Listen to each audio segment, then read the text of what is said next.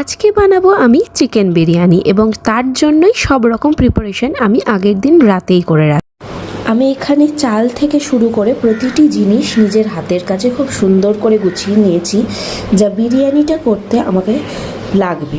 এবং আমি মনে করি আমার হাতের কাছে সমস্ত গোছানো থাকলে সেটা আমার করতে খুব সুবিধে হয়। এখানে তাই এখন বসিয়ে দিয়েছি। আর চিকেন অলরেডি আমি কালকেই ম্যারিনেট করে রেখে দিয়েছি। তো চলো শুরু করি।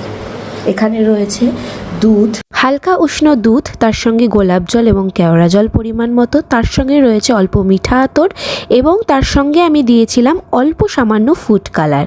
এছাড়াও রয়েছে ঘরে বানানো বিরিয়ানি মশলা এবং বিরিয়ানির চাল দেওয়ার আগে যে গোটা গরম মশলা যায় সেটাও ওখানেই রয়েছে। বেরেস্তার জন্য রয়েছে পেঁয়াজ। বেরেস্তা করে নিয়ে কিছুটা বেরেস্তা আমি মাংসের মধ্যে মিক্স করে নিয়েছিলাম। তারপর ভালো করে মাংসটা কষিয়ে আমি বিরিয়ানির চালটার 90% হয়ে গেলে লেয়ারিং করা শুরু করে দিই এবং লেয়ারিংয়ের পরে আমি নিচে একটা পাত্র রেখে তার ভেতর জল দিয়ে এটাকে বসিয়ে দিই দমে এবং তারপরেই বিরিয়ানিটা রেডি। আর ওপর থেকে ঘি ছড়াতে কিন্তু একদমই ভুলো না।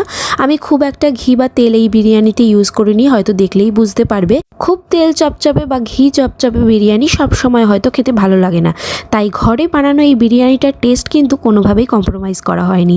এখানে তোমরা বিরিয়ানির চালগুলো দেখলেই বুঝতে পারবে প্রতিটি চাল কিন্তু গোটা রয়েছে এবং ঝরঝরে হয়েছে। তোমরাও অবশ্যই ট্রাই করো।